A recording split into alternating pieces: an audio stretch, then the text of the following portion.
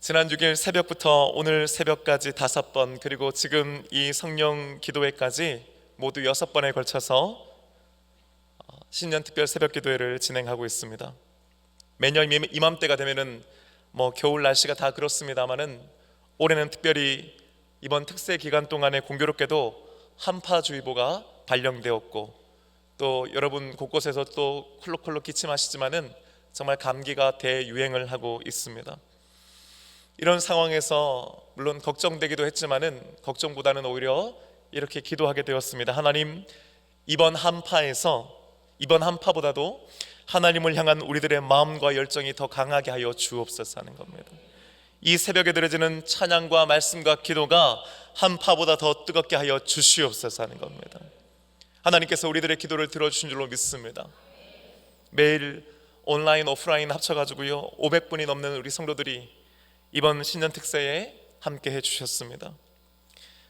들려지는 다양한 이야기들이 있더라고요.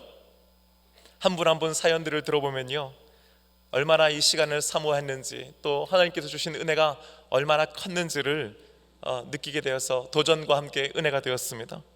이번에는 교회 사정상 새벽 차량 운행을 못했는데요, 우리 권사님들 중에서 함께 와서 은혜를 받고 싶은데 그러지 못해서 너무 아쉽다고 하시면서 몇몇 분들이 교회 가까운 데로 이사를 가야겠다고 그렇게 말씀하셨다는 거예요. 말씀만으로도 얼마나 감사한지 모르겠습니다. 아무쪼록 조만간에 좋은 매물이 나오기를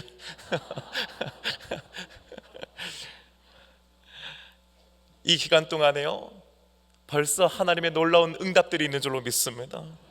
오늘 우리 장로님 기도도 그렇게 해주셨습니다만 여러분, 이게 끝이 아니고요, 하나님께서는 계속해서 응답해 주실 줄로 믿습니다.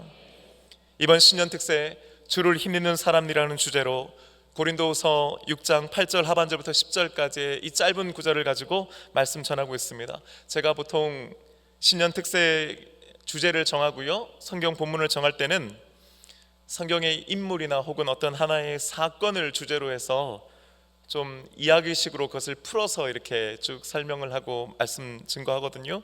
그런데 이번에는 고린도후서 6장 8절부터 10절까지 사실은 3절밖에 되지 않는 이 짧은 본문으로 6번에 걸쳐서 설교를 하다 보니까요 이게 쉽지가 않은 겁니다.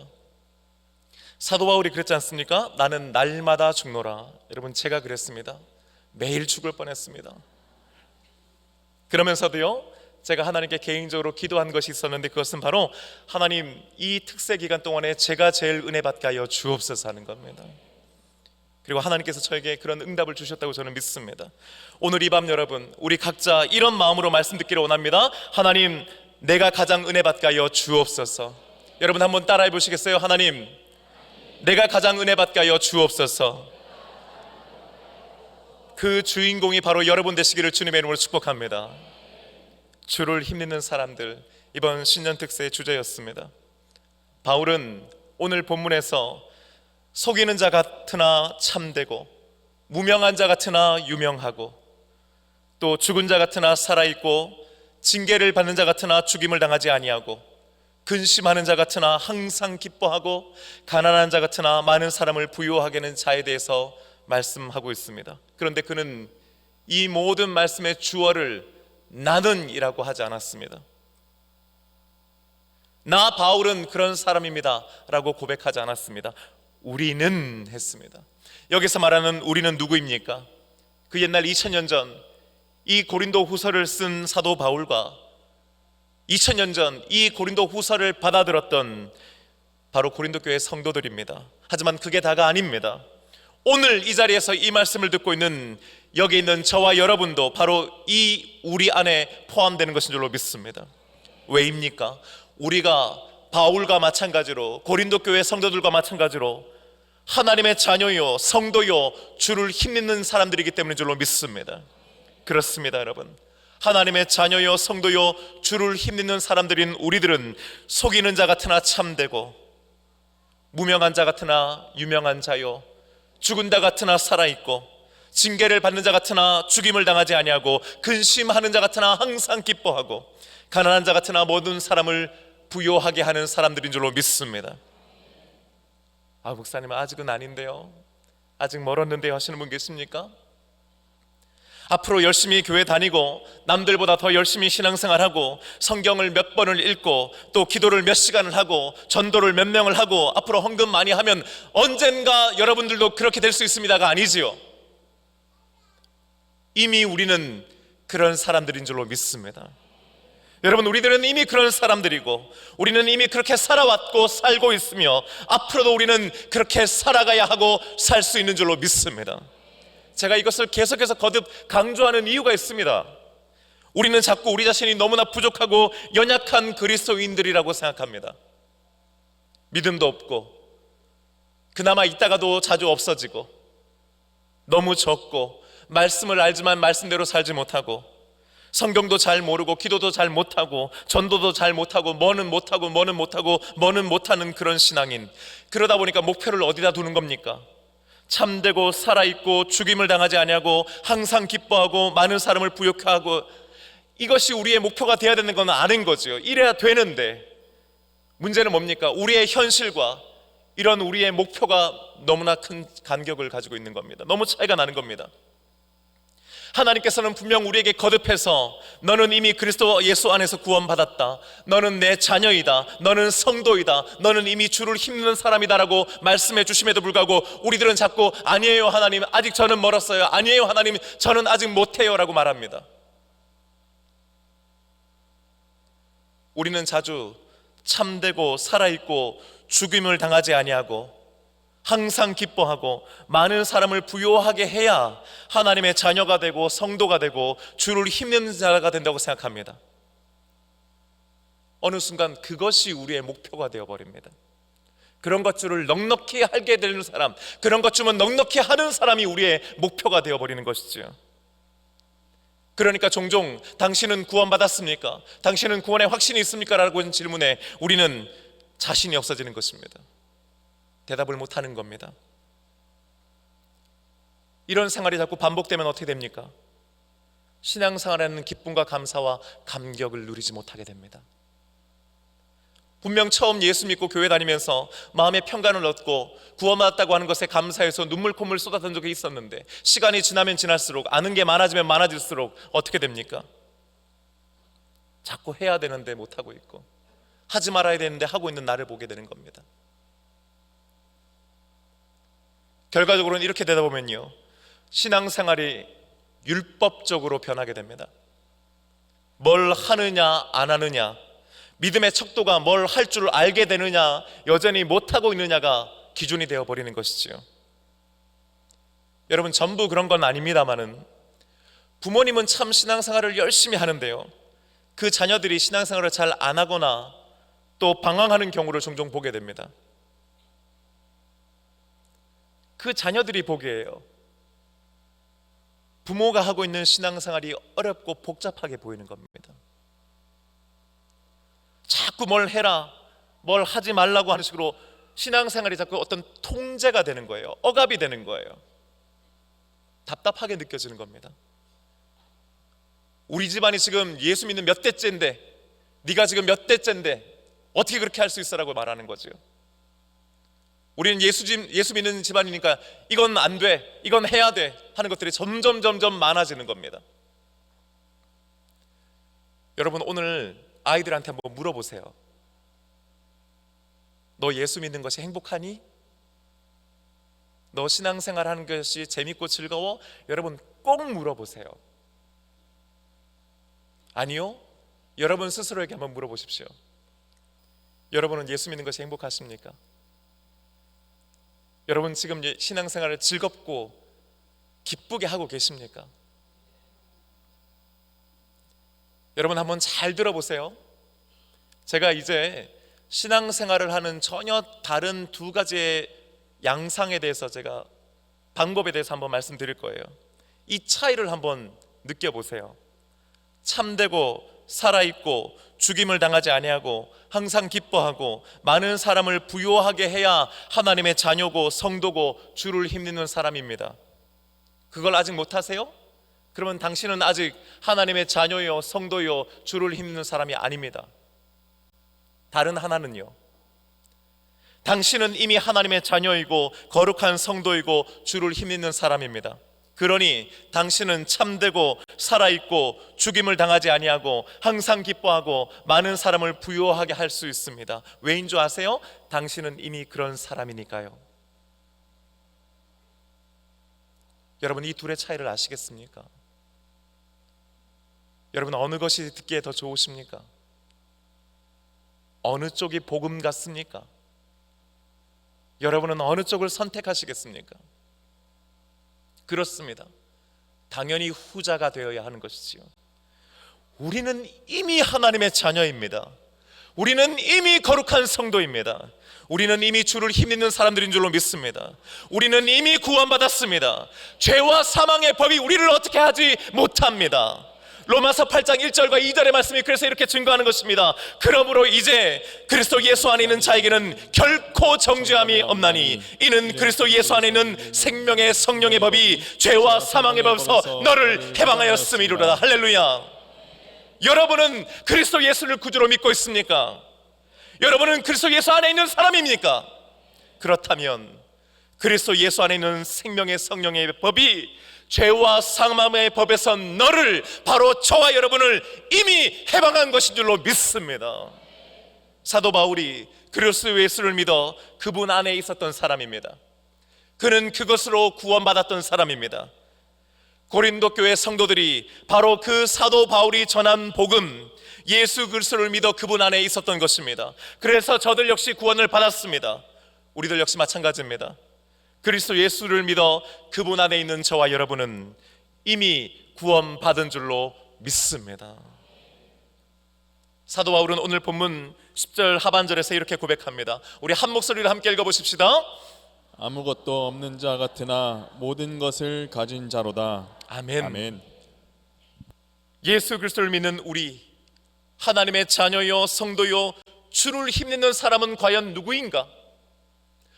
어떤 사람이 될 것인가가 아니라 이미 누구인가? 라고 물으면서 그는 속이는 자 같으나 참되고로 시작해서 마지막 결론을 이렇게 내리지요.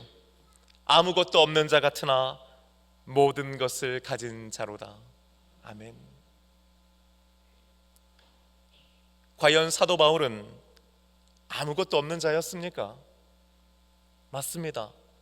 그는 정말로 아무것도 없는 자 같았습니다. 하지만 원래부터 그가 아무것도 없는 자는 아니었지요. 그는 본래 금수저 집안에서 금수저를 물고 태어난 사람이었습니다. 그는 정통 유대교인 집안에서 태어났습니다.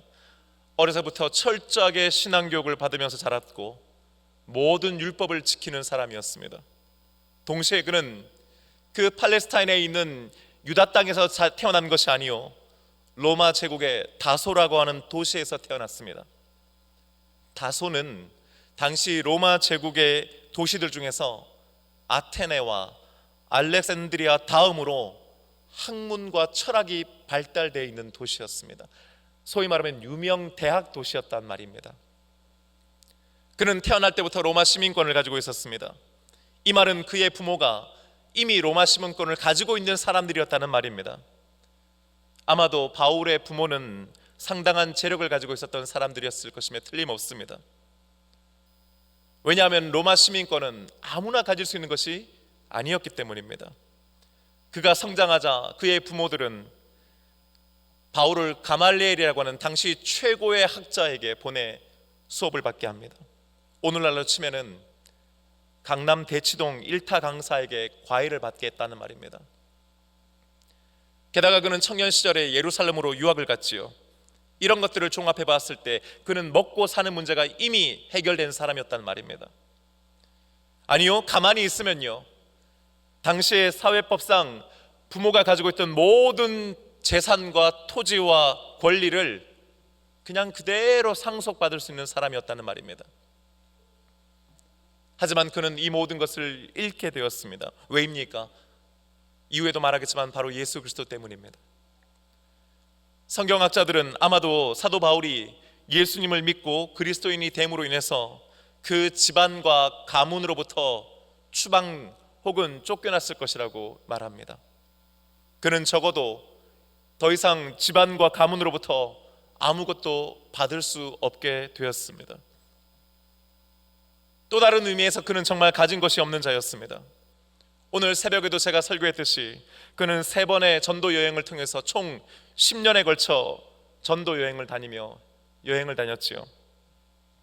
그리고 고린도와 데살로니가를 제외한 나머지 모든 곳에서 교회와 성도들의 후원과 섬김으로 그 일을 감당해 왔습니다. 그러니 늘 부족하고 어려울 수밖에 없었던 것입니다. 그랬기에 그는 줄이며 목마르고 여러 번 굶고 춥고 헐벗었다고 성경 말씀에 기록하고 있는 것입니다. 남들이 보기에 그는 누가 뭐라 그래도 가난한 자처럼 보였습니다. 오늘 제가 말씀드렸지요, 여기서 말하는 가난이라고 하는 것이 단순히 그냥 돈 몇 푼이 없어서 뭘 사고 싶은데 못 사는 정도가 아니라 다른 사람의 도움이 없이는 살아갈 수 없는 절대적인 가난, 우리로 치면 그냥 가난한 자가 아니라 극빈자를 의미하는 말이라고 했습니다. 그런 그이니까 당연히 아무것도 없는 자처럼 보이는 것은 당연한 것이었습니다. 하지만 여러분, 과연 사도 바울이 아무것도 없는 자였을까요? 그런데 또 그렇지가 않았습니다. 비록 그리스도인이 되고 난 다음으로 그것으로 인해서 집안과 가문에서 쫓겨나는 처지가 됐고 아무것도 상속받을 수 없긴 했지만은 그것들은 다 하나같이 물질적인 것들이지 않습니까? 그는 자라면서 유대교인 전통과 헬라인 전통 모두를 다 습득하며 자랐습니다. 그 말은 무슨 말이냐? 그는 히브리어와 헬라어 두 언어 모두를 능통하게 할 줄 아는 사람이었다는 말입니다. 여러분, 오늘날에도요, 언어를 하나 더 할 줄 안다라고 하는 것은 얼마나 큰 축복이고 재능입니까? 바울은 그런 사람이었단 말입니다. 그는 어린 시절부터 고등교육을 받아왔습니다. 최고의 학자에게서 배웠습니다. 다른 건 몰라도요, 그가 가지고 있던 지식과 지혜는 다른 사람들보다 월등히 더 높고 좋았습니다. 머리도 똑똑했고 지식도 많았습니다. 비록 돈은 없어도 땅은 없어도 실력과 재능과 능력은 가지고 있었던 사람입니다. 게다가 그는 리더십도 가지고 있었습니다. 젊은 시절 예루살렘으로 유학을 가서 거기에서 유대교의 차세대 리더로 그는 주목받았습니다. 대제사장에게서 인정을 받아 저들의 추천서를 가지고 의기양양하게 다메섹으로 갔다는 것을 우리는 알고 있지 않습니까? 그 대제사장의 추천서는 아무나 받을 수 있는 것이 아니었습니다. 수데반 집사를 살해했을 때 이 일을 계획하고 주도했던 자가 바로 바울 이전의 사울이었습니다. 그는 사람을 다룰 줄 아는 능력을 가지고 있었던 사람입니다. 훗날 그는 천막을 만드는 기술을 익혔지요. 적어도 자기 자신의 밥벌이 정도는 할 줄 아는 능력을 갖춘 사람이었단 말이기도 합니다. 자, 이렇게 하나하나를 따져보면요, 그가 아무것도 없는 자였다? 선뜻 수긍하기는 어렵습니다. 그는 의외로 하나씩 꼽아보면 많은 것들을 가지고 있는 사람이었던 것입니다. 하지만 그럼에도 불구하고 그는 왜 자기 자신을 아무것도 없는 자라고 인정했을까요? 이 모든 것들, 자신이 가지고 있는 모든 것들을 자기 스스로가 아무것도 아니라고 여겼기 때문이라는 것입니다. 빌립보서 3장 7절과 8절의 말씀을 우리 한 목소리로 읽어보십시다. 시작. 그러나 무엇이든지 내게 유익하던 것을 내가 그리스도를 위하여 다 해로 여길 뿐더러 또한 모든 것을 해로 여김은 내 주 그리스도 예수를 아는 지식이 가장 고상하기 때문이라. 내가 그를 위하여 모든 것을 잃어버리고 배설물로 여김은. 아멘. 아멘. 무엇이든지 내게 유익하던 것들이에요. 방금 전에 제가 언급했던 집안 배경, 성장 과정, 능통했던 언어, 지식, 리더십, 재능과 기술, 이런 것들은 다 이전에 그에게 하나같이 유익했던 것들입니다. 하지만 이제 그는 이 모든 것들을 다 해로 여기게 되었다고 고백하고 있지요. 그것들은 더 이상 그에게 유익하지 않습니다. 오히려 해로 여깁니다. 여러분, 여기서 말하는 해라고 하는 것이요, 제마이라고 하는 단어인데 그냥 흔히 우리에게 해로운 것, 안 좋은 것 생각하잖아요. 여러분, 그게 아니고요, 손해와 손상을 의미하는 것입니다. 그냥 안 좋다 정도가 아니라 가지고 있으면 있을수록 점점 더 안 좋아지게끔 만드는 것, 그것이 바로 해로 여기는 것입니다. 그러니까 어때요? 당장 버려야만 하는 것이라고 그는 생각했던 것입니다. 뿐만 아닙니다. 모든 것을 자기 스스로 일부러 잃어버리고 나아가 그것들을 배설물로 여기게 되었다고 말합니다. 배설물은 찌꺼기, 쓰레기, 오물이라고 하는 뜻입니다. 왜 그가 아무것도 없는 자입니까? 그가 모든 것을 손해로 여겼고 일부러 고의적으로 잃어버렸으며 배설물로 여겼기 때문입니다. 그렇다면 왜 그는 이렇게 아무것도 없음에도 불구하고 자신 있게 모든 것을 가진 자라고 당당하게 밝힐 수 있었을까요? 그 모든 것들을 대신하여 오직 하나, 오직 한 분 예수 그리스도를 가졌기 때문인 줄로 믿습니다. 바울은 한때 많은 것을 가진 사람이었습니다. 그는 자랑할 것이 많았던 사람입니다. 하지만 그가 예수 그리스도를 만났고 예수 그리스도를 구주로 영접하게 됩니다. 그리고 그 예수 그리스도 안에 머물게 됩니다. 그는 하나님의 자녀요 성도요 주를 힘입는 사람이 되었습니다. 그러자 이전에 자신이 가지고 있던 것들이 더 이상 별로 중요하지 않게 되었다는 것을 그가 깨달아 알게 된 것입니다. 뿐만 아니라 내가 예수님 안에 머물게 됨에 있어서 이 모든 것들이 유익함이 아니요 오히려 점점 더 손해요 손상이라고 하는 것도 알게 되었습니다. 거추장스러운 것이 되어버렸단 말입니다. 나아가 이것들이 결국에는 인생의 찌꺼기요 쓰레기라고 하는 것을 그가 깨달아 고백할 수 있게 되었던 것입니다. 그는 다 버렸습니다. 하지만 놀랍게도 모든 것을 가진 자라고 고백합니다. 그가 모든 것을 가진 사람이기 때문입니다. 그 모든 것이 과연 무엇입니까? 그 모든 것이 누구입니까? 바로 예수 그리스도이신 줄로 믿습니다. 그렇습니다. 예수 그리스도는 바로 저와 여러분이 믿고 있는 예수는 다른 모든 것을 잃어도 반드시 가져야 하는 것이요 다른 모든 것을 합친 것보다 더 크고 높고 위대하고 가치 있는 것인 줄로 믿습니다. 잠시 제 아내의 이야기를 하게 됨을 여러분 양해해 주시기 바랍니다. 어떻게 하다 보니까 이번 신년 특세는 저와 저희 가족의 얘기를 하게 되는 걸 컨셉을 잡은 건 아닌데 하다 보니 은혜가 그렇게 가게 되었습니다. 제가 설교 준비하면서 아내에게 허락을 받았기 때문에 여러분 오늘은 제가 안심하고 할 수 있습니다. 제가 미국에 유학을 갔을 때 당시 달러 환율이 910원이었습니다. 2007년 6월이었습니다. 아내와 제가 유학을 갈 때에 나름 유학 비용을 준비했었습니다. 어렵게 돈도 모았고 또 아내가 직장 생활도 했었기 때문에 그리고 저희들이 가지고 있던 전세 자금을 빼서 부모님이 유학 비용으로 주셔서 그것을 포함해서 적어도 한 3, 4년은 버틸 수 있을 만큼의 금액을 가지고 저희는 출발했습니다. 그런데 불과 몇 개월 가지 않아 서브프라임 모기지 사태가 벌어졌습니다. 미국이 금융위기를 겪으면서 환율이 1,600원까지 뛰었습니다. 여러분들은 안 놀라실지는 알았지만 정말 여러분 지금 1,500원 하니까 난리가 났지 않습니까? 여러분 그때는 910원이었다가 하루아침에 1,600원이 된 겁니다. 여전히 요동도 안 하시는 3, 4년을 생각하고 갔는데요 2년을 못 버티게 되는 겁니다. 학비를 내는 것도 버거운 상황이 되어버리니까요 생활비도 없었습니다.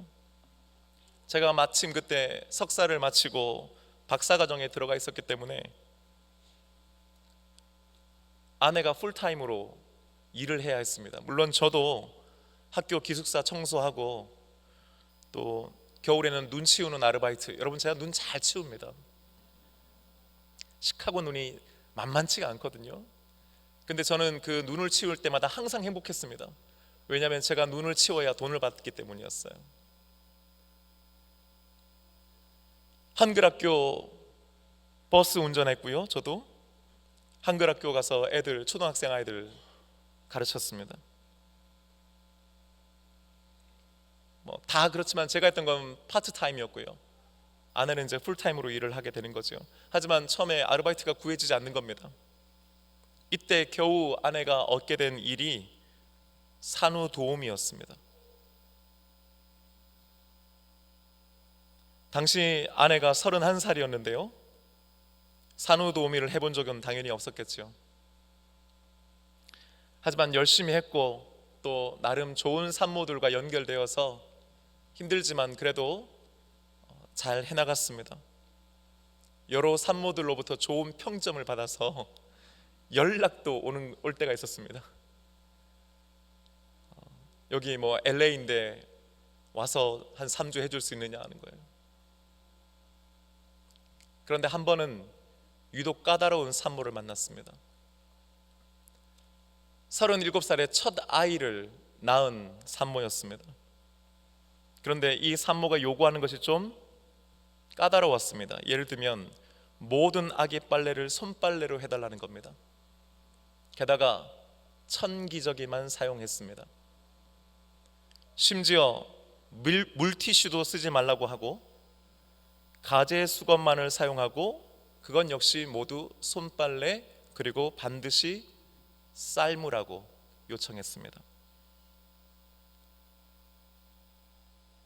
늘 일이 힘들었지만은 유독 그 산모와 함께 일하면서 아내는 참 힘들어했었습니다. 매번 집에 들어오면 녹초가 되어 있었습니다. 자연히 아내가 들어오면은 뭐 여기 남자분들 다 그러시겠지만 어느 순간 눈치를 보게 되는 겁니다. 심기가 오늘은 어떠신가? 근데 한 번은 들어왔는데 아내가 저에게 이런 얘기를 하는 겁니다. 오늘도 변함없이 욕실에서 쭈그리고 앉아서 아기 똥기저귀 손빨래 하면서 시간당 8불을 벌고 있는 자기를 생각하니까 너무 비참하더랍니다.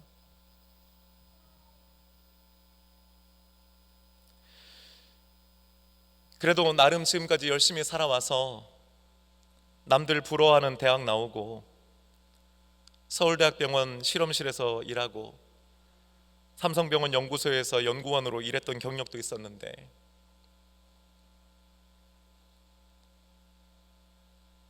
나름 열심히 하고 잘한다고 똑똑하다고 칭찬과 격려도 받고 인정도 받았는데 그러다 어디 가면 사모님 소리도 들었는데 남편 따라 미국 유학까지 왔는데 참 그 모든 것이 순간 정말 아무것도 아니구나, 참 그런 건 부질없구나, 자랑할 것이 하나도 없구나라는 생각이 들더랍니다.